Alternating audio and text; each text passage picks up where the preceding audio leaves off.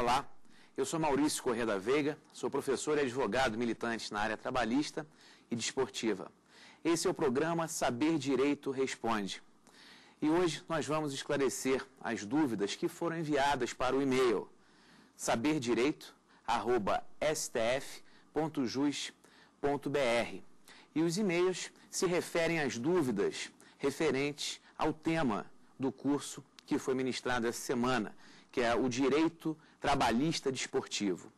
E vamos às perguntas. A primeira pergunta é do Rio de Janeiro, da Juliane Almeida Franco, que diz o seguinte: o contrato de trabalho do atleta pode ser firmado por prazo indeterminado? Bom, Juliane, o contrato de trabalho do atleta, ele tem inúmeras características, né, que o diferem de um contrato de um trabalhador comum. E talvez a característica mais marcante seja a de uma obrigatoriedade de um prazo para esse contrato, né? E o prazo do contrato de trabalho do atleta, ele é no mínimo de 3 meses e no máximo de 5 anos. E aí pode surgir uma dúvida, mas e quando aquele atleta ele está vinculado àquele time de futebol durante mais de uma década, esse contrato de trabalho dele ultrapassou esse tempo? Não. O contrato de trabalho do atleta, obrigatoriamente, deve observar esse prazo máximo de 5 anos. Se esse jogador está vinculado a um determinado clube por período superior ao estipulado em lei, é porque ele firmou um novo contrato de trabalho com aquela agremiação, mesmo que seja o mesmo time, né, que ele jogou durante aqueles 5 anos, mas um novo contrato deve ser feito. E é por essa razão, por existir um prazo determinado para o contrato de trabalho, é que não se aplicam os dispositivos do artigo 445 e 451 da CLT. Né? A Consolidação das Leis do Trabalho diz que aquele contrato de trabalho por prazo indeterminado, quando ultrapassado, né, o prazo máximo de 2 anos, por exemplo, ele vira automaticamente um contrato por prazo indeterminado. E isso não ocorre com o atleta, em hipótese alguma. Portanto, o contrato de trabalho do atleta, ele é um contrato por prazo determinado, obrigatoriamente. Vamos à outra pergunta. O Renato Silveira, de Santana do Livramento, Rio Grande do Sul, indaga: há alguma sanção para o clube que deixa de fazer o seguro contra acidente para o atleta? Olha, essa é uma questão, Renato, que ela vem provocando muita polêmica. Por quê? O seguro para o atleta é uma obrigação do clube, ou seja, o clube obrigatoriamente deve contratar um seguro contra acidentes, né? Isso está no artigo 45 da Lei 9.615 de 98. Mas aí vem uma crítica a essa lei, que é exatamente a ausência de uma estipulação, de uma cláusula penal, de uma sanção para que coíba, né, o descumprimento dessa obrigação. E na medida em que não há uma obrigação de pagar uma indenização quando o clube não observa essa obrigação legal, se não houver dano, né, não há que se falar em pagamento de uma indenização. Se houver o dano, aí o clube certamente terá problemas. Vamos a outra pergunta. A Maria Inês, de Roraima, indaga: qual é a natureza jurídica do direito de arena? Maria Inês, é uma questão também polêmica, né? Eu vou falar sobre polêmica, talvez em todas as questões que pergunto, porque é um tema que ainda está em ebulição e constante desenvolvimento. A natureza jurídica do direito de arena está definida no artigo 42 da Lei 9.615 de 98. E esse artigo 42 sofreu uma drástica alteração em razão da Lei 12.395 de 2011. Isso porque essa lei, ela afirma expressamente, categoricamente, que o direito de arena tem natureza civil. E tendo natureza civil, não há que se falar em incorporação nas demais parcelas, mas é uma questão ainda muito controvertida, apesar da estipulação legal. Vamos a outra pergunta. O Bruno Maranhão, de São Paulo, indaga: estando presentes os requisitos do artigo 461 da CLT, é possível a equiparação salarial entre atletas? Olha, a equiparação salarial está definida, né, no artigo 461 e também no inciso 30 do artigo 7º da Constituição Federal. E qualquer trabalhador comum, estando presentes os requisitos, né, ou seja, a igualdade de trabalho prestado para o mesmo empregador naquele tempo na função não superior a 2 anos, ele faria jus a essa diferença salarial. Em relação ao atleta, não é possível o deferimento da equiparação salarial. Apesar de ser um trabalho artístico e possível equiparação, no caso do jogador de futebol, por exemplo, apesar de você poder ter 2 atacantes ou 2 jogadores na mesma posição, desempenhando as mesmas atividades, com os requisitos do artigo 461 da CLT, não é possível se mensurar a forma, né, que esse trabalhador desempenha a sua atividade final. Então, pode-se dizer, também não é uma verdade absoluta. Evidentemente, eu estou dando aqui uma opinião pessoal, né? No sentido de que não cabem diferenças salariais em razão de equiparação salarial.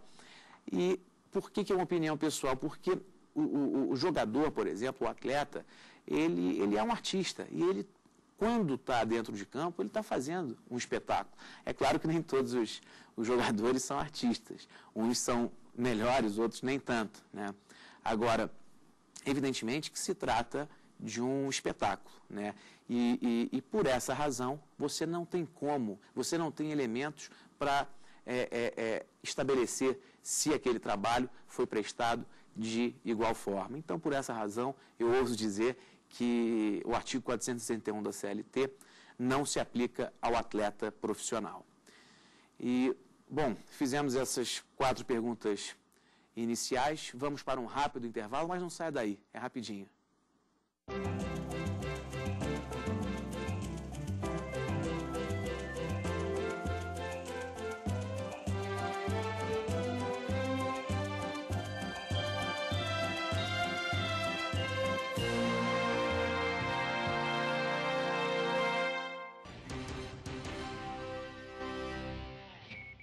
No Brasil Eleitor desta semana, você vai entender como funciona o processo de cassação de mandato parlamentar, desde a denúncia até a votação em plenário.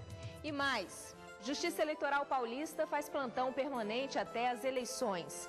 Saiba quais são as restrições que a lei eleitoral impõe a agentes públicos em período de campanha.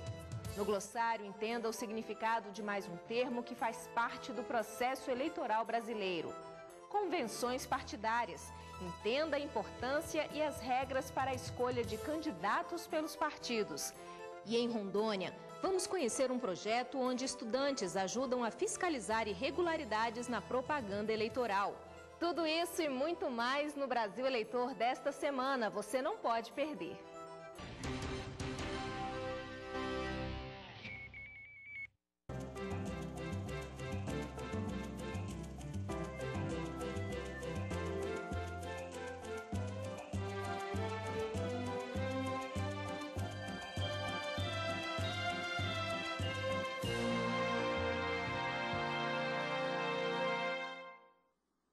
Olá, pessoal. Voltamos com o programa Saber Direito Responde. E vamos dar continuidade e sequência às perguntas que foram formuladas pelos telespectadores. O Rafael Lopes, de Canoas, no Rio Grande do Sul, pergunta: é devido o pagamento de horas extras durante o período de concentração? Rafael, essa é uma questão que ainda hoje provoca polêmica e muita discussão na doutrina, né, e na jurisprudência trabalhista. Isso porque o período de concentração, sem dúvida nenhuma, ele é considerado como tempo à disposição do empregador, ou seja, é aquela hipótese do artigo 4º da CLT. Mas o período de concentração, ele faz parte, é parte integrante, ele é inerente daquele conjunto de obrigações devidas por qualquer atleta profissional, ou seja, está dentro daquela prestação de serviços o período de concentração. E por essa razão ele não é considerado como tempo para pagamento de hora extra. Ele é tempo à disposição do empregador, sem dúvida, mas ele não gera o pagamento de horas extras. Todavia, ele pode gerar o pagamento de uma contraprestação pecuniária por se tratar de um acréscimo legal. Agora, para isso, obrigatoriamente, deve haver uma previsão expressa no contrato de trabalho do atleta. Tudo que se referia período de concentração, viagem, né, deve haver essa estipulação expressa a fim de que o atleta faça jus a essa contraprestação pecuniária, que são os acréscimos salariais. Mas ele não é considerado como hora extra, porque faz parte do contrato de trabalho do atleta, que é um contrato especial, né? Você não pode aplicar normas devidas a um trabalhador comum, né, benefícios inerentes a um trabalhador comum, ao atleta profissional. Vamos a outra pergunta. O Ricardo Ferreira, de Belo Horizonte, pergunta se o jogador que está escalado para a partida, mas permanece no banco de reservas, tem direito a receber o direito de arena. Ricardo, pergunta bem interessante. A Lei Pelé, a Lei 9.615, ela traz toda a questão e normatização do direito de arena no seu artigo 42, que foi alterado pela Lei 12.395 de 2011. Mas ela não fala especificamente daquele jogador que está no banco de reserva. Eu, particularmente, entendo que mesmo aquele jogador que não entrou em campo, mas que estava escalado, né, pelo técnico e que ficou no banco de reservas, ele faz jus a receber o direito de arena. E eu te dou aqui alguns motivos para entender dessa forma. Primeiro, é que a imagem daquele atleta, mesmo no banco de reservas, ela geralmente, comumente, ela é divulgada, ela é televisionada. É muito comum que no início das transmissões, por exemplo, né, a câmera passe pelo banco de reservas, ou seja, o locutor ele diz ali quem são os jogadores titulares e depois diz quem são os reservas. E quando fala dos reservas, passa a câmera pelo banco de reservas, ou seja, aquele jogador está tendo a sua imagem exposta. E não só nesse momento, durante o jogo também. Às vezes ele pode, o técnico manda ele se aquecer, ele se aquece apesar de não entrar, mas ele se aquece por um motivo qualquer, ele não entra em campo, né? Ou seja, a sua imagem também nesse momento está sendo veiculada e está sendo divulgada. E por fim, um elemento que para mim ele é bem contundente, né? E por isso que eu defendo que o direito de arena também é devido para o jogador que está no banco de reservas. É que o jogador que está no banco de reservas, ele pode ser expulso pelo árbitro da partida.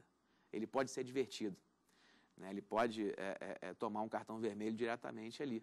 Basta ele, por exemplo, xingar o árbitro, enfim, cometer qualquer atitude contrária, né, à prática desportiva.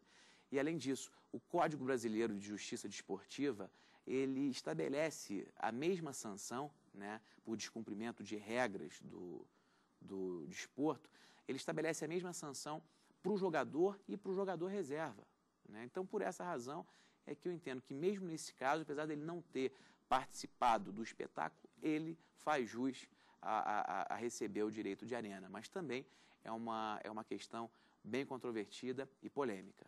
Vamos a outra pergunta.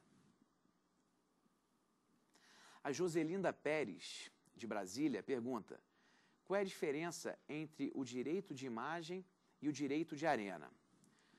Joselinda, tem aqui uma questão, uma diferença que ela é básica, né? Sem dúvida nenhuma que o direito de arena, ele é uma espécie de um direito de imagem. O direito de imagem seria gênero, né? E está relacionado à própria imagem da pessoa. É um direito da personalidade e que tem um componente e uma característica peculiar e o que diferencia, né? O diferencia dos demais direitos da personalidade, que é exatamente essa possibilidade dele ser explorado economicamente. Então, esse é o direito de imagem. E o direito de arena, ele obviamente que está ligado à imagem do atleta, mas tão somente naquele momento em que o atleta está em campo, no momento em que ele está dando o espetáculo, na arena, né? E aí tem toda a conceituação da arena, né? Que é um vocábulo de origem latina, onde os gladiadores, né, disputavam entre si, lutavam entre si ou contra animais, proporcionando o espetáculo propriamente dito. E hoje em dia, o direito de arena, ele é um instituto, né, de natureza civil aplicado ao atleta. Portanto, ele está ligado ao direito de imagem, porque é exatamente a divulgação da imagem do atleta, mas tão somente naquele momento em que ele está em campo, se exibindo e dando o espetáculo. E aí tem outra questão, falamos aqui da diferença, né, do direito de arena e do direito de imagem, mas a partir do momento em que ambos têm uma origem comum, né, que é a imagem daquele atleta, então ambos têm a mesma natureza, né, a natureza jurídica, que é a natureza jurídica civil, e que por essa razão existe ainda uma discussão muito grande e uma controvérsia muito grande na caracterização e conceituação desses dois institutos. Nós vamos para um rápido intervalo, mas não saia daí. É bem rápido, voltamos já.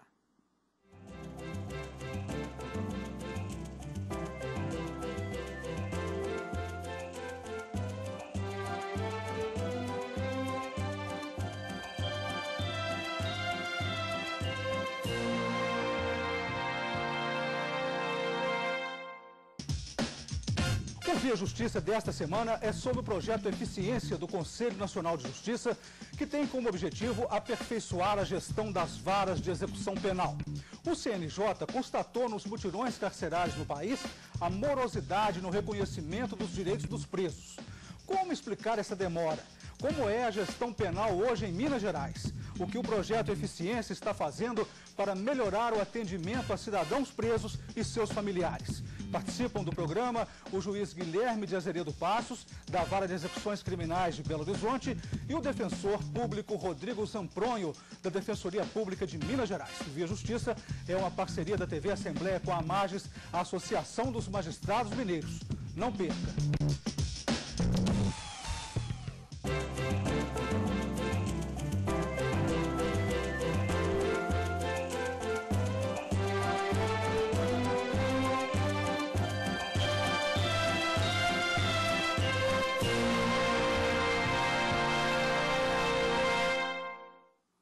Olá, voltamos com o programa Saber Direito Responde e vamos dar continuidade às perguntas enviadas pelos telespectadores, que foram enviadas pelo site, pelo e-mail saberdireito@stf.jus.br.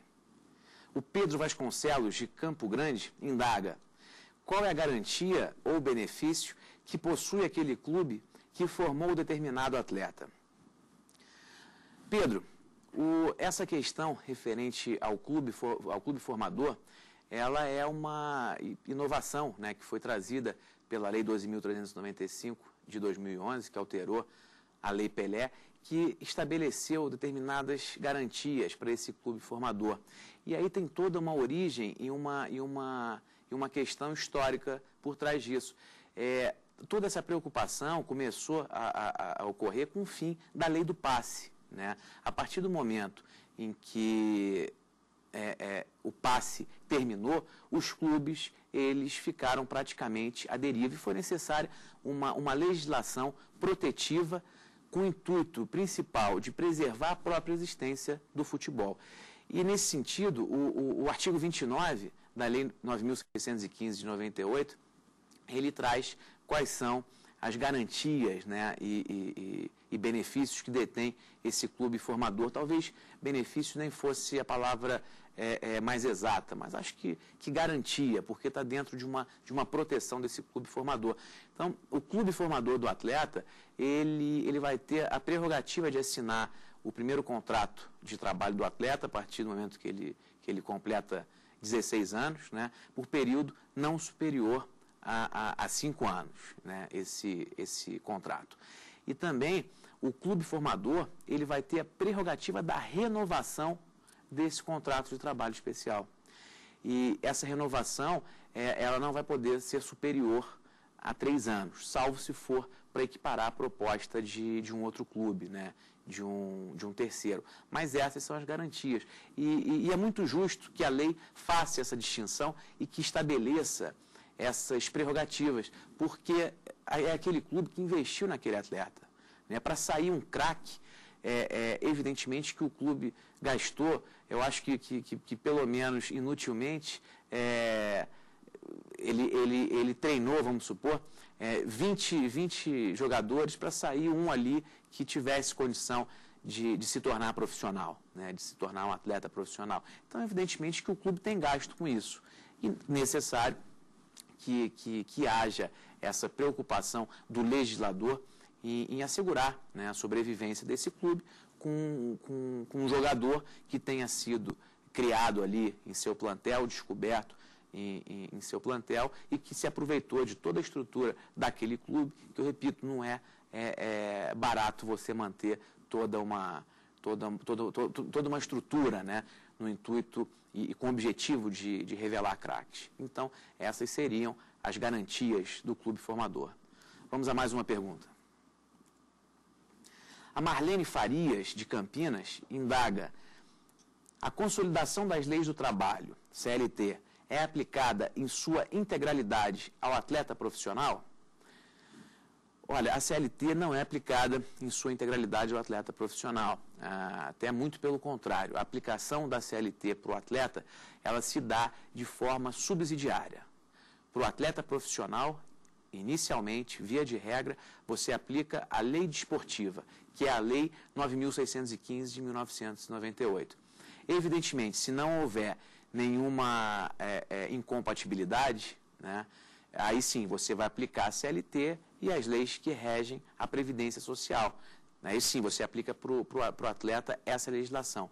Mas, a princípio, você vai aplicar a lei desportiva. E isso está previsto no próprio artigo 28, parágrafo 4º da Lei 9.615 de 1998, que é justamente nesse sentido.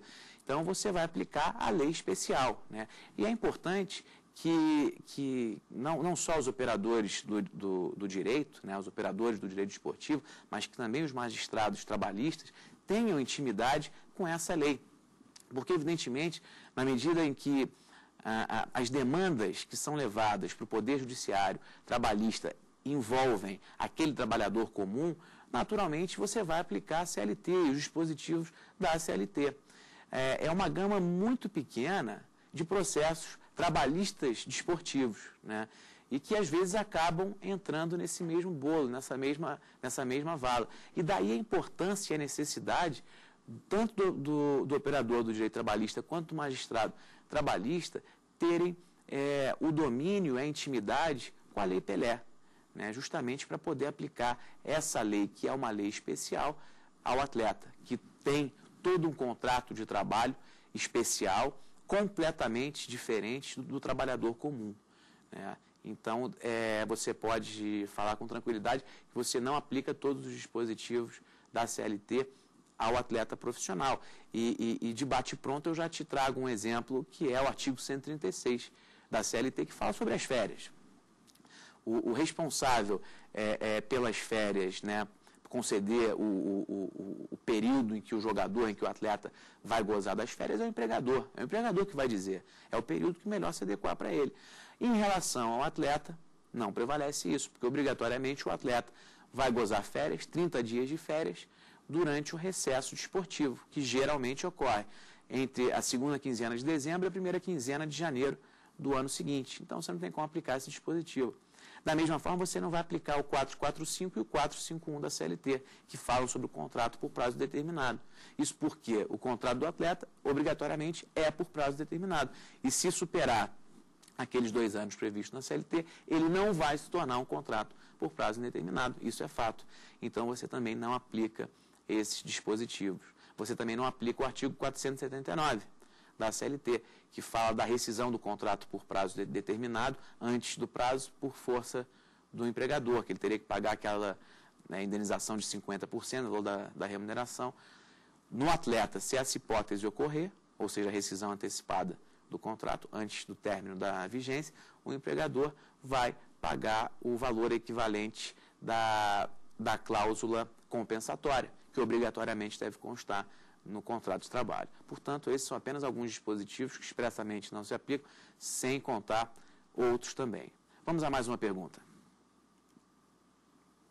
É a Graciela Campos, de Ubiratã, Paraná. o não pagamento do direito de imagem pelo clube empregador pode gerar rescisão indireta do contrato de trabalho? Olha, o contrato de cessão do uso de imagem ele pode ser firmado entre o empregado, atleta, e o clube empregador. E, dessa forma, ele é um componente da remuneração daquele atleta. Apesar de sua natureza civil, né, ele integra a remuneração. E aí você tem uma divergência jurisprudencial nesse sentido. Tem um precedente recente do ministro Maurício Godinho Delgado, do jogador Dil do São Paulo, que ele fala exatamente de um contrato de cessão do uso de direito de imagem que não foi cumprido em sua integralidade e que, por essa razão, ele considerou aquele artigo 31 da Lei 9.615 de 98, considerando o direito de imagem como parcela integrante da remuneração. Na medida em que houve atraso em período superior a 3 meses, ele considerou como justificativa para a rescisão indireta do contrato de trabalho. Então, você tem precedente nesse sentido. Qualquer parcela integrante da remuneração, ela é passível de ser considerada para efeitos de caracterização da rescisão indireta do contrato de trabalho. Bom, agradecemos a participação de todos os telespectadores que enviaram as suas dúvidas para o endereço www.saberdireito@stf.jus.br. Como se vê, é uma matéria com temas extremamente polêmicos, cuja jurisprudência ainda não está consolidada, o que provoca ainda acalorados e calorosos debates. Muito obrigado e até a próxima.